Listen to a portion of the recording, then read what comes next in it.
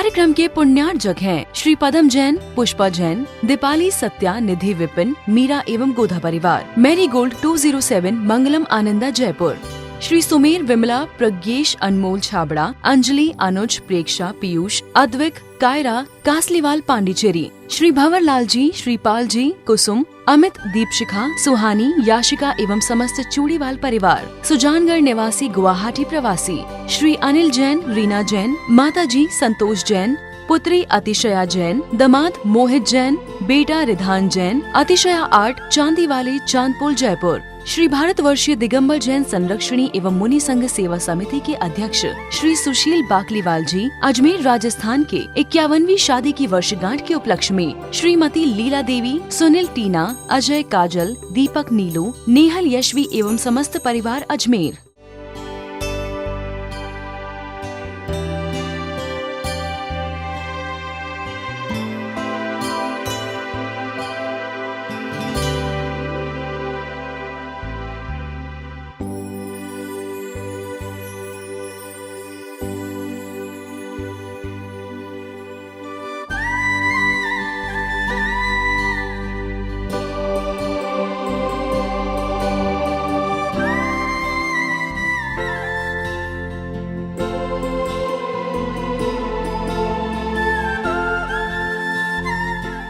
बोलिए पंच परमेष्टि भगवान की, भगवान महावीर स्वामी की, अहिंसा परमो धर्म की, देवादिदेव भगवान महावीर स्वामी की, परम पूज्य आचार्य गुरुवर श्री विद्यासागर जी महाराज की, परम पूज्य आचार्य श्री समय सागर जी महाराज की, परम पूज्य सुंदर सागर जी महाराज की। एक राजा किसी पहुंचे हुए संत के चरणों में पहुंचे।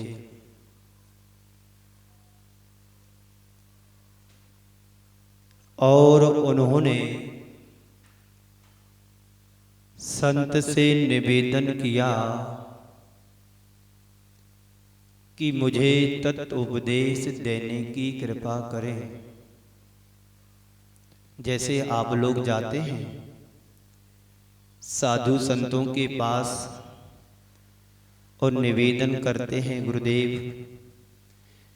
कुछ मार्गदर्शन दें, तत्व उपदेश दें जिससे हमारा कल्याण हो। श्वेतांबर परंपरा में गृहस्थ लोग क्या कहते हैं? मांगलिक सुना। क्या कहते हैं? मांगलिक। कितना महत्व उसको बताया है। मंगल यानी णमोकार मंत्र, चत्ताड़ी दंडक, ऐसो पंच नमस्कारो, ये सुनाओ। इसमें उनको बड़ा संतोष होता है, पुण्य की प्राप्ति करते हैं। तो ऐसे ही राजा ने संत के चरणों में निवेदन किया कि गुरुदेव मुझे तत्वोपदेश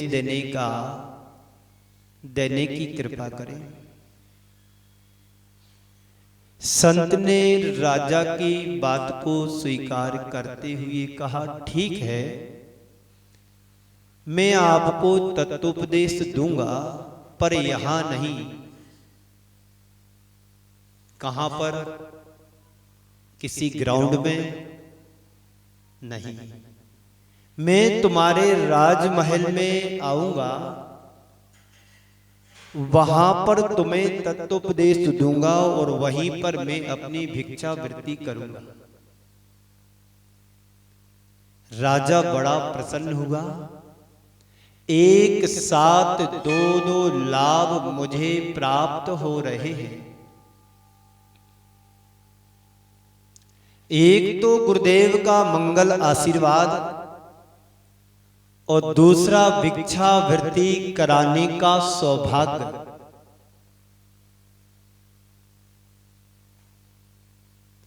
संत तय समय पर राजमहल में पहुंचे।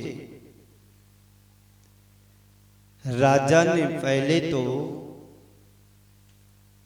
उनसे भिक्षा लेने का निवेदन किया कि राजन गुरुदेव, भिक्षा लेने का समय है, आप भिक्षावृत्ति लेकर के मुझे कृतार्थ करें। संत ने राजा से कहा कि राजन, मैं भिक्षा तो लूंगा, पर मेरे पास एक कटोरा है, उस कटोरे भर ही में भिक्षा लूंगा, ज्यादा नहीं। यद्यपि कटोरा छोटा था, राजा ने साधु संत के लिए खीर बनवाई। कोई अपने यहां मेहमान आते हैं तो खीर बनाते हैं, पकवान बनाते हैं। तो ऐसे ही राजा ने साधु के लिए भिक्षावृत्ति के लिए खीर को बनवाया। और जैसे ही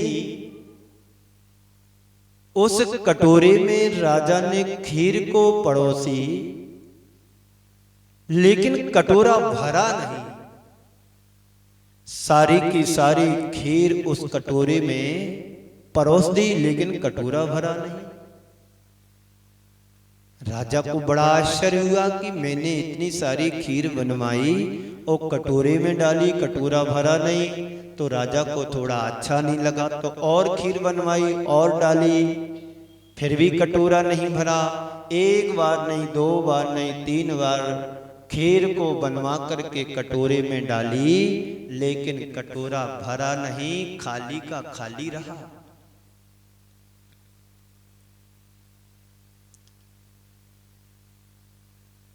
राजा संत के चरणों में गिर पड़ा कि भगवान, एक कटोरा आपका भरा क्यों नहीं? तो संत कहते हैं राजन, ये भरेगा भी नहीं, एक कटोरा भरेगा भी नहीं।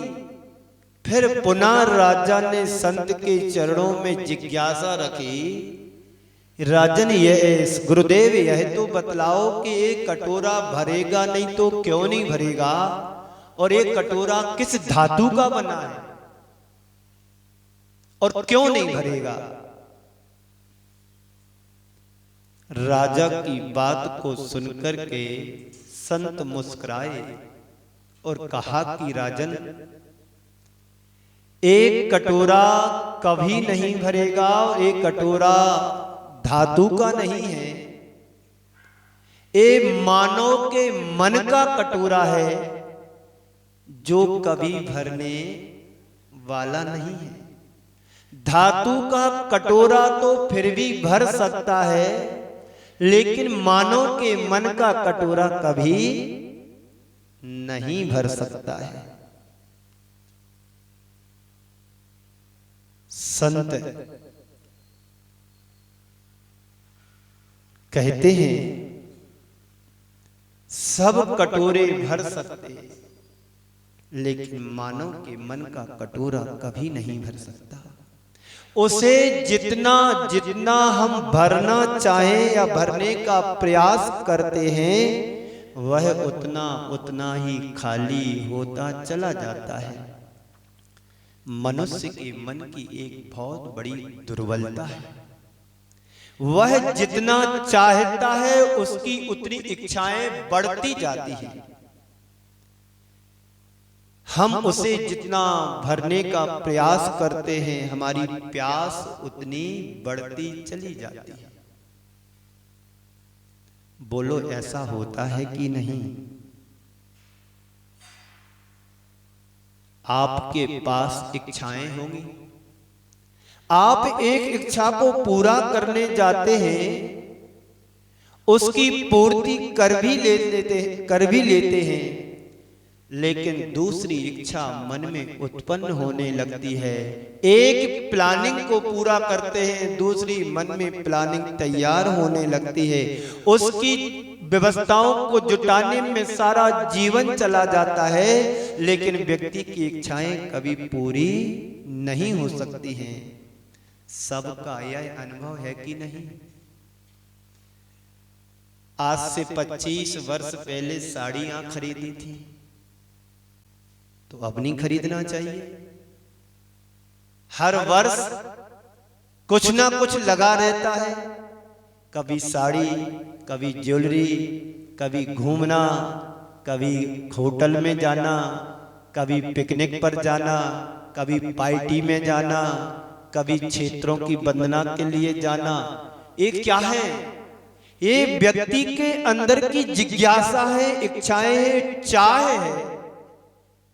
आप छह ढाला में पढ़ते हैं, यह राग आग दहे सदा मत, यह राग आग दहे सदा, ताते समामृत से चिर भजे विषय कसाए, अब तो निज पद बेई। संसार में जितना राग उतना दाग, दाह है। तो चाह है, दाह है, राग, आह है, चार शब्द हैं। राग भी होता है, चाह भी होती है, राग भी होता है, और दाह भी होती है, चाह भी होती है, और बाह भी होती है। कोई अच्छा कार्य करे, आप लोग कहते बड़ा अच्छा कार्य किया, वाह वाह। तो ये सबका अनुभव है। आज गुरुदेव इसी बात को अपने अनुभव के मोती बिखेर रहे हैं। वो एक हाइको के माध्यम से हमें संबोधित कर रहे हैं। सबका ध्यान केंद्रित करते हुए कहते हैं, जितना चाहो, ध्यान से सुनो, जितना चाहो, जो चाहो, जब चाहो, क्या कभी मिला? बाबूजी, आपकी दाढ़ में दर्द है, कब से है? लगभग 15 दिन तो हो गए। इसके पहले कुछ और भी दर्द था, उसके पहले कुछ और भी इच्छा थी, उसके पहले कुछ और भी इच्छा थी। जीवन में कभी इच्छाओं का अंत होता है क्या? अभी डॉक्टर को दिखाने जाओ तो 25-50 बीमारी तुम्हारे शरीर में निकाल, ये जांच कराओ, ये जांच कराओ, ये जांच कराओ, ये जांच कराओ। सारा जीवन इसी जांच की पड़ताल में ही निकल जाता है।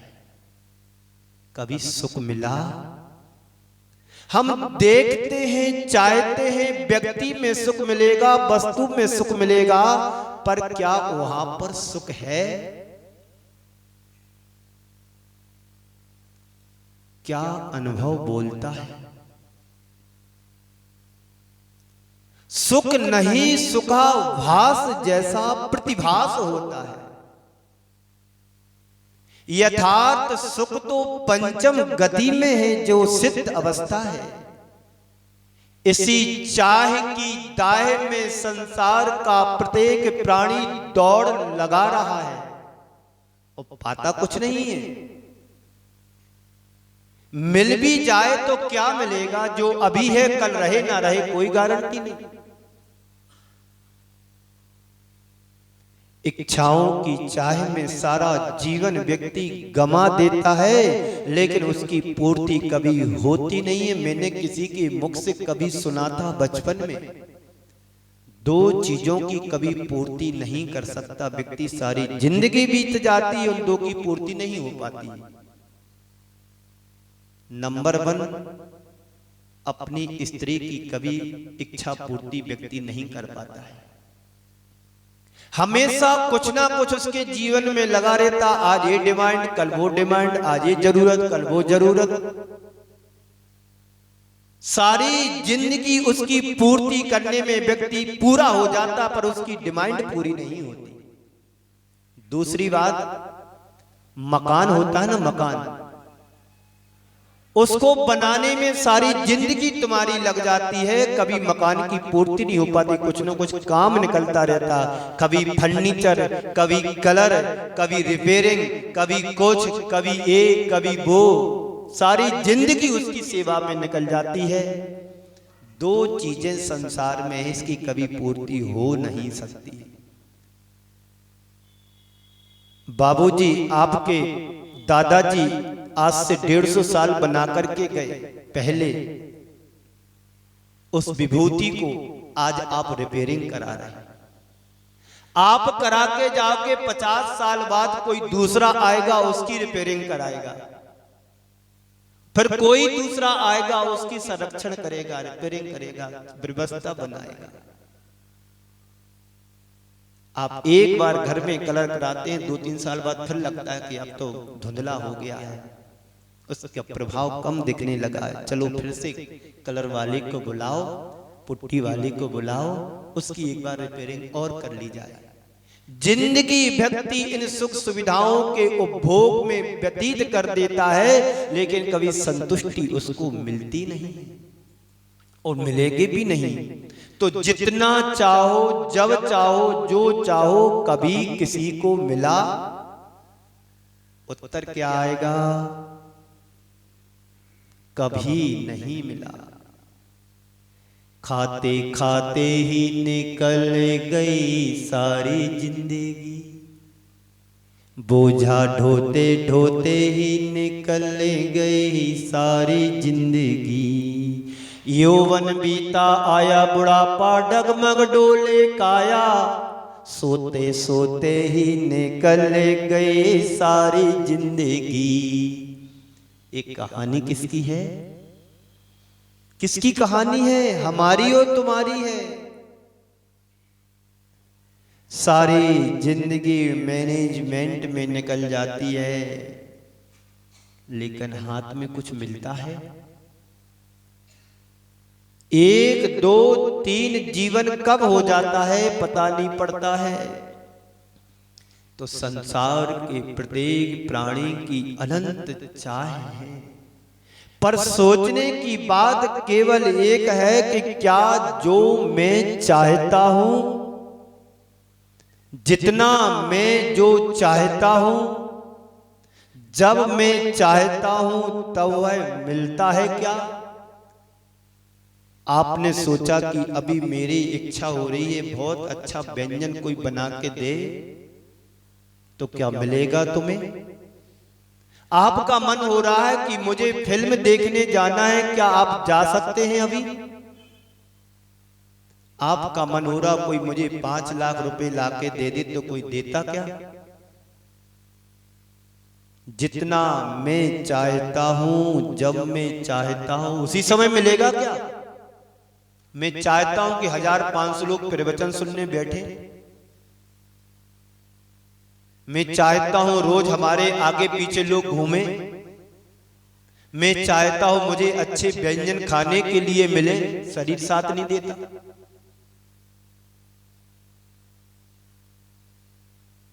तो जो मैं चाहता हूं वो क्या होता है अपना? कभी नहीं होता, कभी सपने में भी नहीं होता है। हमारा क्या, तुम्हारा क्या, किसी का भी अपना चाहा कभी होता नहीं है। मन का चाहा यदि हो जाता तो आप मांगो मुझे मोक्ष मिल जाए, तो मोक्ष मिलना चाहिए। तीर्थंकर भगवंतों को भी चाहने से नहीं मिला, पुरुषार्थ करने से मिला है,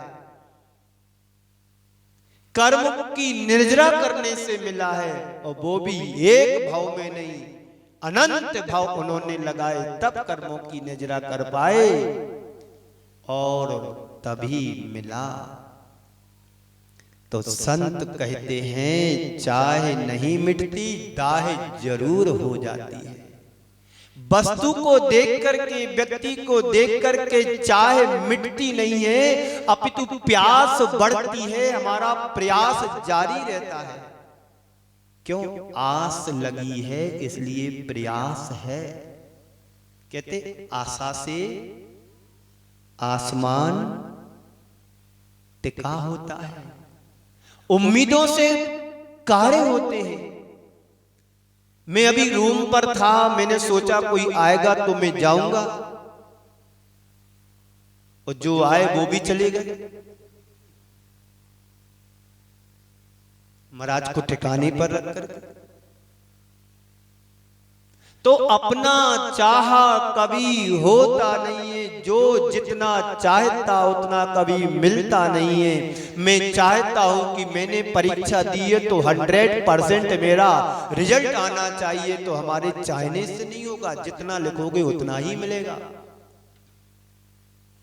आप चाहते हैं कि एक खुराक में मैं स्वस्थ हो जाऊं, तो 3 काल में होने वाले नहीं है। जितनी दिनों में बीमारी इकट्ठी हुई है उतने दिन उस बीमारी को साफ करने में लगता है, टाइम तो लगेगा। तो अपना चाहा कभी नहीं होता, तो चाहे कभी मिटती नहीं है, और दाह जरूर उसके बदले में मुझे मिलती है। तो हर मनुष्य के अंदर अनंत इच्छाएं हैं। कितनी हैं? आपके पास भी इच्छाएं हैं। अभी आप सोच रहे हैं यहां से उठूंगा तो अच्छा बना हुआ नाश्ता मिल जाए, बहू मेरी कॉफी चाय नाश्ता लेकर के आए, मैं टेबल पर बैठूं, मेरी बहू मेरे आगे पीछे घूमे, मेरी बहू मेरी सारी चीज़ों को मैनेज करे, मेरे कपड़े प्रेस करके रखे, मेरा सूटकेस जमा करके रखे, मैं जो कहूँ वो हमारा हर समय काम करे। तो आपसे पूछना चाहता हूँ, आप भी तो किसी की बहू बने थे, तो आप अपनी सास का कितना केयर करते थे? हम जिससे जितना अच्छा रिस्पॉन्स चाहते हैं, आप उससे ज्यादा देने की भी तो सोचो। रिस्पॉन्स निज हाथ लीजिए साथ दीजिए, खाए खोया तो हर मनुष्य के अंदर अनंत इच्छाएं हैं। भगवान महावीर कहते हैं, इस मनुष्य के लिए सोने चांदी के पर्वत के बराबर यदि इसको ढेर भी दे दिए जाएं, तो कभी इसकी इच्छाएं शांत होने वाली नहीं है। सोने के पर्वत भी इस मनुष्य को दे दिए जाएं, कभी इच्छाएं शांत नहीं होगी। आप बड़े बड़े व्यापार करो, आपकी चाय लालसा लोभ बढ़ता चला जाता है। जितना जितना लाभ होता उतना उतना लोभ बढ़ता है। अभी आप 100 रुपए का व्यापार कर रहे हो, आपके पास 200 रुपए हो जाते हैं, तो आप सोचते अब 200 रुपए का व्यापार 2000 में बदल जाए, 2000 का व्यापार 2 लाख में बदल जाए, और 2 लाख का व्यापार 2 करोड़ में बदल जाए। अब 100 करोड़ की हमारी संपत्ति है, अब वो 1000 करोड़ में कैसे बदलेगी? एक दिन मैंने कहा था 99 की चक्कर वाली कहानी जो आचार्य ज्ञान सागर जी महाराज ने लिखी है। एक एक पाई जैसे बढ़ती है हमारा लोभ लालसा, उतनी उतनी बढ़ती चली जाती है। तो हमारी अनंत इच्छा है। हम अपने बचपन की स्थिति को देखें और आज की परिस्थिति और स्थिति को देखें, जमीन आसमान का अंतर है। चाहे बड़ी है या घटी है, बचपन में आपकी इच्छाएं क्या थी और आज इच्छाओं की स्थिति क्या है? आप अनुभव से बोलेंगे कि अपेक्षाकृत बचपन में कोई इच्छाएं नहीं होती हैं, चाहे नहीं होती है, डिमांड नहीं होती है। जो मिला, जैसा मिला, जितना मिला उसमें अपन संतुष्ट तो जानते नहीं है, उसमें ही खुशी मनाते हैं। जैसे जैसे व्यक्ति की उम्र बढ़ती है, वैसे वैसे उसकी इच्छाएं अनंत गुनी बढ़ती चली जाती है। पर स्वर्गों में ऐसा नहीं है। स्वर्गों में जैसे जैसे ऊपर के स्वर्ग में जाएंगे आप, वहां इच्छाएं कम होती चली जाती हैं, सुविधाएं कम होती चली जाती हैं, क्योंकि वहां पर क्वालिटी वाले देव जाते हैं। 16 स्वर्ग के ऊपर तो पाप है ही नहीं है, मात्र सम्यक दृष्टि देव ही रहेगा। वहां पर देवियां नहीं जा सकती हैं 16वें स्वर्ग के ऊपर। बाकी स्वर्गों में नियोग के साथ देवियों का संबंध होता है, वहां इच्छाएं बढ़ती चली जाती। लेकिन जैसे जैसे देव ऊपर बढ़ता है उसकी क्वालिटी बढ़ती है, सारी इच्छाएं कम होती चली जाती। लेकिन हमारे यहाँ विपरीत है। जैसा जैसा व्यक्ति ऊंचा उठता है वैसी वैसी उसकी इच्छाएं, डिमांड, आकांक्षाएं, अपेक्षाएं बढ़ती चली जाती है। अभी आप एक छोटे गांव में रहते हैं, आपके मन में लालसा जगी कि मैं इस गांव से छोड़ करके बड़े शहर में जाऊं। चलो बड़े शहर में आप पहुंच जाते हो। अब एक छोटा सा घर तुमने बना लिया, कुछ समय बाद आपका मन इच्छाओं से भरा, ये तो बहुत छोटा घर है, बड़ा घर होता तो अच्छा होता। चलो ठीक है, मेहनत करके बड़ा बड़ा घर भी बना लिया। अरे घर तो बड़ा बन गया, पॉश एरिया में होता तो और अच्छा रहता। आपने मेहनत करके पॉश एरिया में अच्छा घर बना लिया, घर तो अच्छा बन गया, फर्नीचर और अच्छा बन जाए, फर्नीचर भी अच्छा बना लिया। ये इच्छाएं हैं कि नहीं? बोलो जी अजमेर वालों, इन इच्छाओं का कभी अंत हो सकता? कभी अंत नहीं होगा, हमारा ही अंत हो जाएगा। सारी जिंदगी व्यक्ति इन अपेक्षाओं के मलबे से दब करके मर जाता है। एक दिन हाथ कुछ नहीं मिलता है। तो बचपन में हमारी चाह क्या थी और आज हमारी चाह क्या है, कभी विचार किया? इतना समय कहाँ है विचार करने का? थोड़ा हम पलट करके देखें। एक समय था जब हमारी इच्छाएं सीमित थीं, जैसे जैसे हमारी उम्र बढ़ी वैसे वैसे हमारी आकांक्षाएं बढ़ती गईं।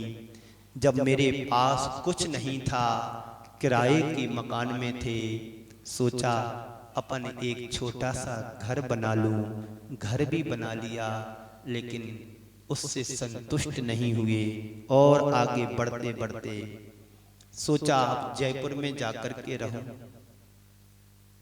जयपुर के बाद सोचा कि दिल्ली अच्छा है, दिल्ली के बाद बॉम्बे अच्छा है, अब बॉम्बे के बाद तो विदेश ही जाना पड़ेगा, और विदेश नहीं पहुंच पाए तो स्वर्ग पहुंचोगे।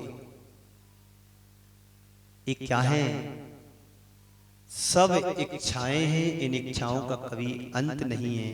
अपने मन से पूछो, जीवन भर चलता क्या रहता है? अभी बच्चा छोटा है, बड़ा हो जाएगा, बड़ा होकर के पढ़ लिख जाएगा, अब नौकरी मिल जाए, नौकरी भी मिल गई, अब शादी हो जाए, शादी के लिए 4-5 साल चक्कर हो गए, लगाते लगाते शादी जैसे तैसे जोड़ तगोड़ के किसी संबंध को मिलाकर के शादी भी कर दी। अब 10 साल होने को जा रहे, बेटा बच्चा कुछ हुआ नहीं। ये क्या है? व्यक्ति एक के बाद एक के बाद एक के बाद ऐसे जैसे एक शांत सरोवर में कोई पत्थर डाला जाता है, कंकड़, उसमें बलय दर निकलती चली जाती हैं। ऐसे ही हमारे मन में इच्छाएं अनंत अनंत अनंत गुनी होती चली जाती हैं। ज्यों-ज्यों पूर्ति का प्रयास करता है व्यक्ति, त्यों उसकी इच्छाएं बढ़ती चली जाती हैं। ऐसा होता है कि नहीं होता है? होता है। लेकिन परिणाम क्या निकलता है? दाह है, अशांति, आतुरता, आकुलता, बस यही हाथ मिलता है। किसी ने बहुत अच्छी पंक्तियां लिखी है, मन की तरंगे मार ले बस हो गया वजन, आदत बुरी सुधार ले बस हो गया भजन। 2 पंक्तियां ही पर्याप्त है। हर व्यक्ति के मन में तरंगे उठती रहती हैं, तो इसलिए कहा गया है कि मन की तरंगे मार ले बस हो गया वजन, आदत बुरी सुधार ले बस हो गया भजन। भजन तो अपन बहुत करते हैं, करते कि नहीं करते? भोजन भी करते हैं, पूजन भी करते हैं। भजन में जितनी भोजन में रुचि रखते हैं, क्या उतनी रुचि भजन में होती है? जितनी रुचि भजन में होती क्या उतनी रुचि पूजन में होती है। अपेक्षाकृत तो परसेंटेज गिरता चला जाता है।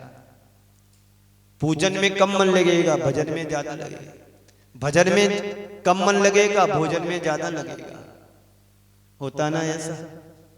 होता है। एक विचारक ने बहुत अच्छी बात लिखी। जब बच्चा झूले में झूलता है, उसे झूला बहुत बड़ा लगता है। क्या? जब छोटा सा बच्चा झूले में झूलता है तो झूला बहुत बड़ा लगता है। जैसे जैसे बच्चा बड़ा होता है उसे संसार भी छोटा लगने लगता है। उसे दुनिया भी छोटी लगने लगती है, दिखने लगती है, क्योंकि उसे पता नहीं था कि झूला के बाद भी कोई दूसरा संसार होगा। उसे झूला ही बड़ा दिख रहा था। अब उसे झूला बड़ा क्या, दुनिया भी छोटी लगने लगी है। ये हर व्यक्ति के जीवन की कहानी है। मैं आपसे पूछना चाहता हूं कि जो चाहा, जितना चाहा, जब चाहा, क्या आपको मिला? अपना चाहा कभी नहीं हुआ। तुम्हें क्या किसी को भी अपना चाहा कभी नहीं मिला। जो मैं चाहूं वह मुझे मिले यह मेरे हाथ में नहीं है बाबूजी साहब। जो मैं चाहूं वह मुझे मिले यह मेरे हाथ में नहीं है। जो मुझे मिला है उसे मैं चाहूं यह मेरे हाथ में है।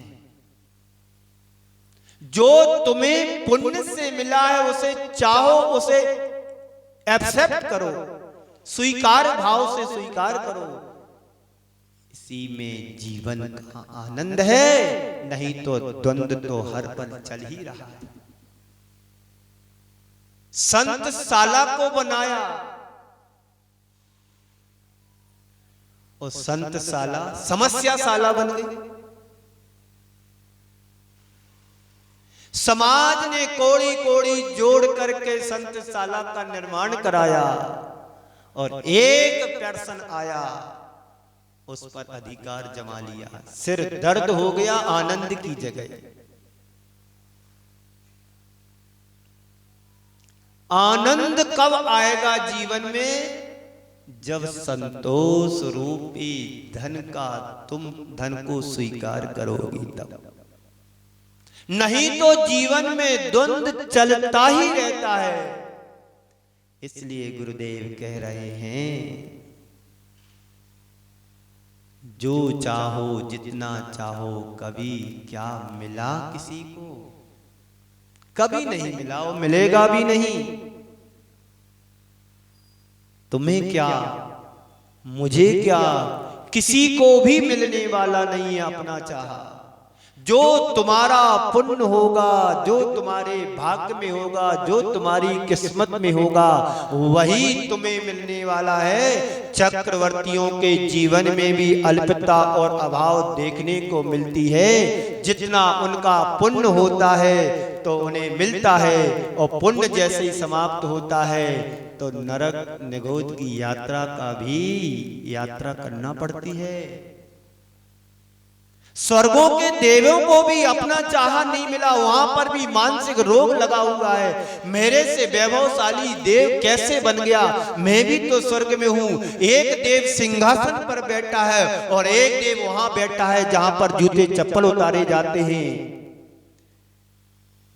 दोनों यहीं से गए हैं, मृत्यु लोक से। अपन भी जाएंगे उधर, किसको क्या मिलता देखते अपन चल के। आप चाहो कि सौधर्मेंद्र बन जाओ तो चाहने से कभी मिलने वाला नहीं है। आप चाहो कि चक्रवर्ती बन जाओ तो चाहने से मिलने वाला नहीं। आप चाहो कि तीर्थंकर बन जाओ तो तीर्थंकर चाहने मात्र से बनने वाले नहीं हो। पुरुषार्थ, साधना, त्याग अपेक्षित होती है। मुनि तन धार अनेक बार ग्रीवक उपजायो, पै निज आत्म ज्ञान बिना सुख लेस न पायो। बाबूजी को दिखा, बाबूजी मुनि बनने के बाद 9वीं ग्रीवी तक जीव पहुंच जाता है, लेकिन उस वहां पर भी उसको वहां से वापस नीचे आना पड़ता है। सुख नहीं मिला, क्यों? सम्यक दर्शन का अभाव था। भगवान महावीर के समय की बात है, जब भगवान महावीर को केवल ज्ञान हो गया। सारे श्रावक श्रद्धालु जन उपदेश सुनने के लिए आते थे, लेकिन उपदेश नहीं मिला। उनके चाहने जाने से उपदेश मिल जाता क्या उनको? लेकिन जाते तो थे कि चलो आज सुनने नहीं मिला, आज उपदेश नहीं मिला, कल फिर मिलेगा।